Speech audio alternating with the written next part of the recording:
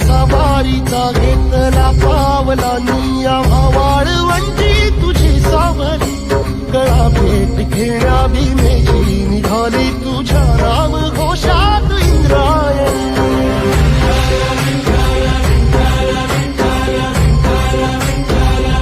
भिडे आसमंती ध्वजा वैष्णवांची उभी पंढरी आज नारावली तुझे नाव ओठी तुझे रूप धानी जीवाला तुझी आस गाला घरी